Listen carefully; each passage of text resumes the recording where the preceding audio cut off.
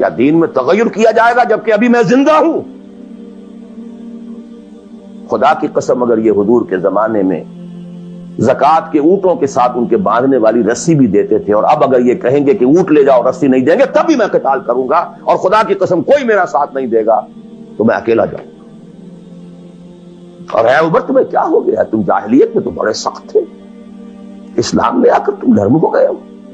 یہ ڈانٹ ابو بکر پلا رہے ہیں عمر کو رضی اللہ تعالیٰ عنہ۔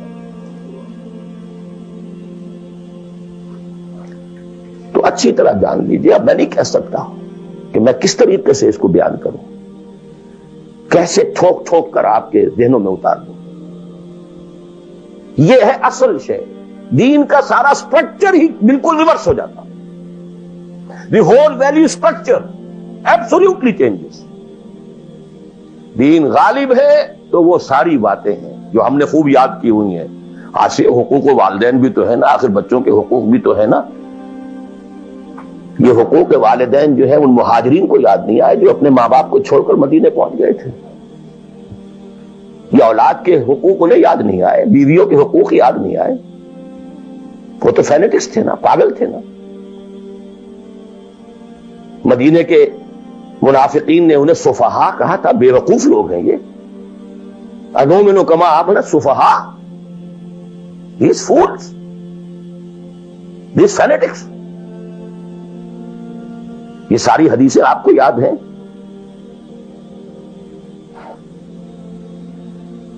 فرق ہے، اسلام غالب ہے تو مسئلہ کچھ اور۔ اچھا کھائیں، اچھا پہنیں، نوافل ہے، نوافل پر نوافل ہے، جتنی ترقی کیجئے، دنیا میں کرنا چاہیں دنیا میں کیجئے، روحانی ترقی کرنا چاہیں روحانی ترقی کیجئے، سارے میدان کھلے۔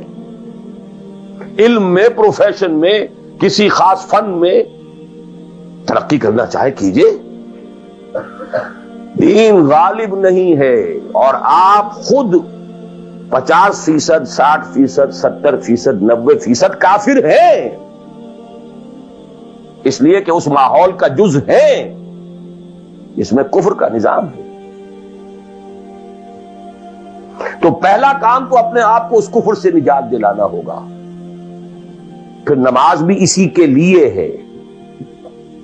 وَاسْتَعِینُوا بِالصَّبْرِ وَالصَّلَاةِ، مدد حاصل کرو نماز سے۔ کس کام کے لیے مدد حاصل کرو؟ the mission to make the deen of Allah supreme، ان اقیموا الدین۔ نماز اس کے لیے سبسروینٹ ہے، اس کے لیے مدد ہے۔ روزہ اسی کے لیے جنگ کرنے کی صلاحیت پیدا کرنے کے لیے ہے۔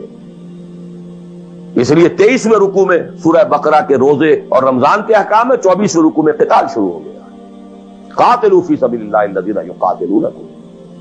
اور عرب جو ہے وہ روزہ رکھواتے ہی صرف گھوڑوں کو تھے، خود تو رکھتے ہی نہیں تھے، کیونکہ گھوڑے کو استعمال کرتے تھے لوٹ مار میں، غارت گری میں، جنگوں میں۔ اور گھوڑا ہے نرم نازک مزاج جانور، پیاس برداشت نہیں کر سکتا، بھوک برداشت نہیں کر سکتا، اونٹ تو کر جاتا، چاہیے تھا انہیں گھوڑا، لہذا گھوڑے کو عادی بناتے تھے دھوپ کا، پیاس کا، بھوک کا، تاکہ ایسا نہ ہو کہ اہل مارکے کا وقت اور گھوڑے صاحب جواب دیے بیٹھے ہوں تو سوار کیا کرے گا۔ تو ساما یسومو عربی زبان میں گھوڑے کے لیے تھا، انسانوں کے لیے تھا ہی نہیں۔ یہ تو مدینے میں آنے کے بعد پھر حضور نے یہودیوں کو دیکھا کہ روزہ رکھتے ہیں، تو آپ نے بھی مسلمانوں سے کہا عاشورہ کا روزہ ہے وغیرہ وغیرہ، چھوڑ دیجیے اس بات کو، لمبی ہو جائے گی۔ یہ ساری چیزیں اصل میں ہیں اس مقصد کے۔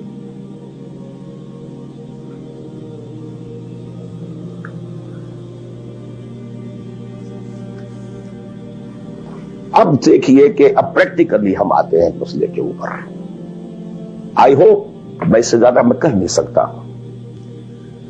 ریلی ممکن نہیں ہے کہ میں اپنے احساسات کو جیسے کہ میرے ہیں آپ تک منتقل کر دوں۔ اور میں جانتا ہوں ایسے لوگوں کو جو 30 برس سے مجھے سن رہے ہیں اور یہ ساری باتیں سن رہے ہیں اور ٹس سے بس نہیں ہوتے۔ زمیں جنبت نہ جنبت گل محمد، ان کا وہی کانسیپٹ ہے، اس لیے کہ یہ کانسیپٹ 1400 برس میں جا کر جو ہے مکمل ہوا، پختہ ہو۔ 30 برس تھے خلافت راشدہ کے، اس کے بعد ڈاؤن فال، کانسیپٹ سٹارٹڈ چینجنگ، دین مذہب بنتا چلا گیا، سارا ایمفیسس نماز روزے حج و عبادت پر ہو گیا، دین کا تصور ہی ختم. اور پھر ہم میں سے جو لوگ غلام رہے وہ تو اتنے پھوگر ہو گئے کہ ملا کو جو ہے ہند میں سجدے کی اجازت ناداں یہ سمجھتا ہے کہ اسلام ہے آزاد.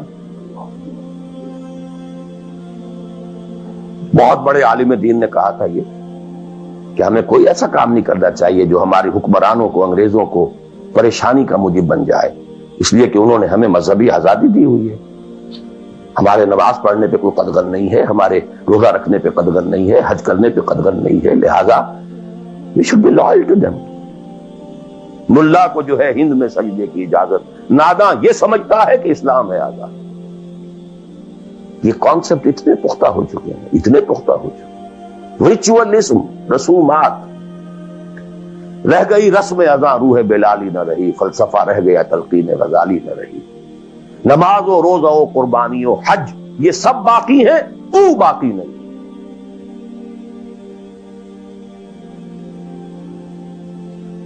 نمازیں بھی ہیں، روزے بھی ہیں، تراویح بھی ہم نے پڑھی ہے. اب موسم آ رہا، عید الاضحیٰ بھی ہوگی، قربانی بھی ہوگی، حج کے لیے بھی جائیں گے، لیکن دنیا پر کوئی اثر اس کا. 30 لاکھ آدمی حج کر کے آئیں گے، معاشرے پر کوئی زیرو کے برابر بھی کوئی اثر ہے. جو خود کا جا کر کے آتے ہیں ان پر کوئی اثر ہوتا ہے؟ جیسے گئے ویسے آئے. الٹا یہ کہ یہ اور کانفیڈنس لے آئے کہ پچھلے سارے گناہ معاف ہو گئے، اب اثر نو کرنے کی چھوٹ ہے. This is what is happening. اور میں اپنا 33 سال کا تجربہ آپ کو بتا رہا ہوں. اصل ڈیسائسو پوائنٹ اس کو سمجھ لیں اگر، تو آپ کا پورا تصور بدل جائے گا، ویلیو سٹرکچر بدل جائے گا. لیکن نہیں تو پھر جو بھی ہے وہ ہے.